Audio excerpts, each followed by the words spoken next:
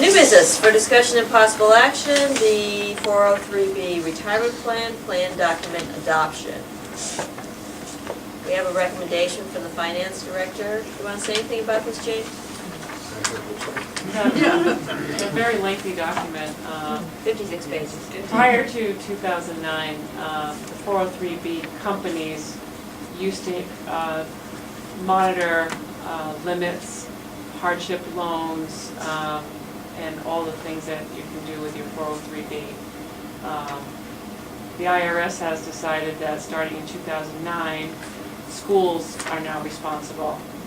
And since most schools didn't feel comfortable, being responsible for giving out hardship loans and that type of thing, the Rhode Island Association of Business Officials, they went out to bid, they put an RFP together, went out to bid for a third-party provider to manage the accounts, and then your employees will go to them for issues.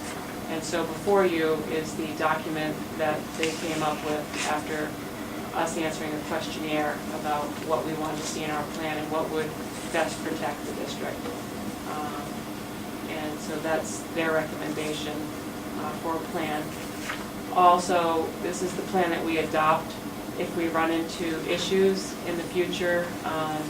The plan committee can get together, and the plan committee consists of the school committee chair, the superintendent, and the director of finance. So then we can get together and suggest any types of changes in the plan if we see something that doesn't work for us.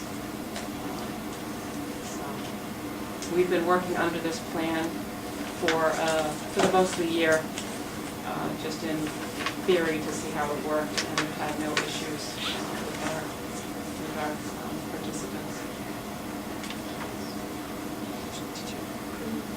I did. There was just a question I had on maybe the second or third page about the effective date. One paragraph indicated back to January 1 of 09, and the other policy association effective as of the date of this meeting is set forth above. So it's on page 2, the first and the third paragraph. They kept changing the dates as to, the IRS kept changing, like you had, like at first they started with, okay, you have to have this done in 3 months, and they gave people a year, and then they gave us the year 2009. So initially it started, but it becomes effective, adopted today's date. On this date. It was hereby adopted and approved by the board. Okay, that's just where these two were in conflict. It was hereby adopted and approved by the board effective on 1/9, and this is effective the date of this meeting. Don't know if that's worth a whole big revision, but the two are in conflict as it sits now, it seems. I could talk to the third-party provider, see if they want us to change that language. You've been working under this for, Yeah. so you were working under this already as of Effective July 1/1. 1/1. January 1. January 1. Okay. So it's just effective at the date of this meeting, which I assume is the next one.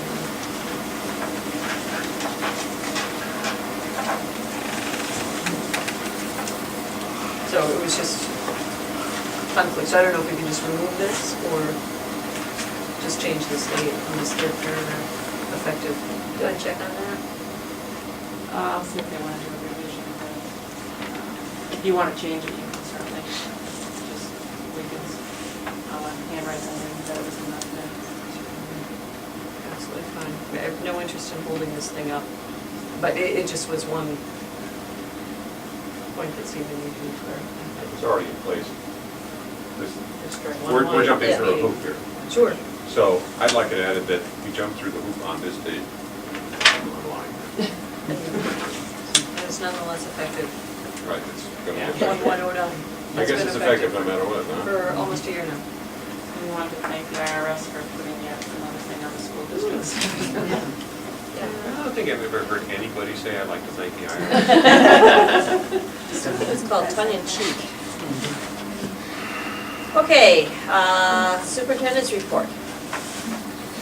Oh, we need a vote. Yeah, we need a vote on it. I was thinking, well, Yeah. Oh, Okay. thank you. So are we voting on the certificate of adoption or on the policy or the 403B retirement plan? And document adoption. I would say, I think they all go together. Adopt the document as a whole. we're voting to adopt the written plan as presented. So moved. Includes the certification. Second. All in favor? Aye. Aye. Okay, now, we can move on to the superintendent's report. Okay. So, new information as of today, so. Hot off the presses. Do you need a hand?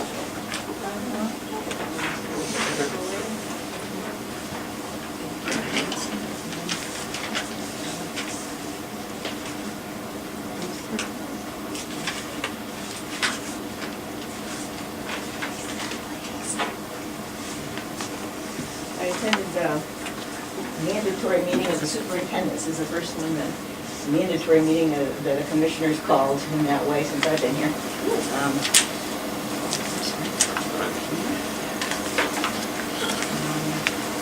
And it was about the race to the top application. And there was some urgency in the meeting because of the very tight timeline. And evidently, the commissioner planned to submit an application, not in a rushed manner, expecting not to receive any funding in round one, learn from that process, and submit for round two.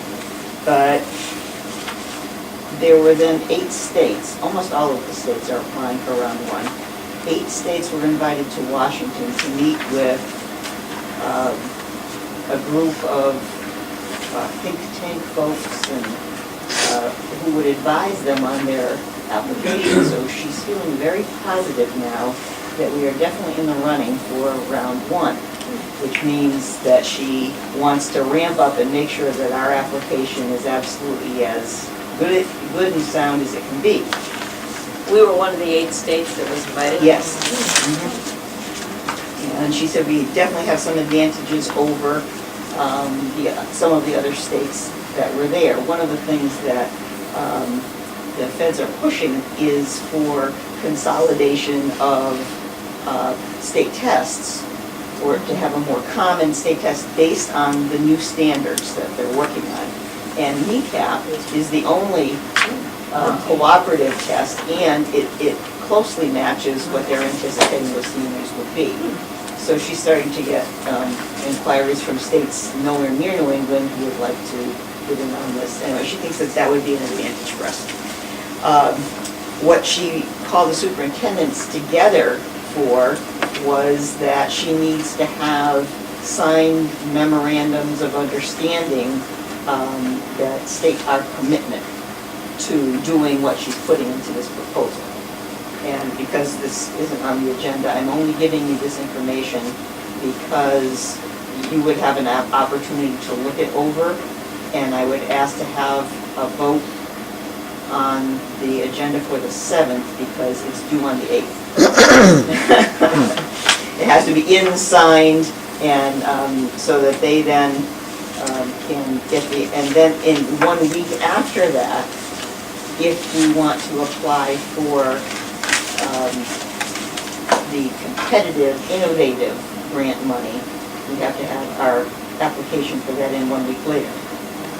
I met with the administrators today, and we went over, in this document here, this memorandum of understanding, there is a whole checklist in the back, which we would have to say, yes, we would participate, or no, we would not. And we, as a district, could choose to be a participating district, which basically says we will work with the DOE, sit at the table, be part of this reform initiative across the board. And that would make us eligible for money. Or we could say we will be an involved district, and we can pick and choose a few things that we would be involved in. No money would be attached to that, except for the innovation, the ability to apply for innovation money. And then you could do neither, and if the state is successful, you would just get told what to do.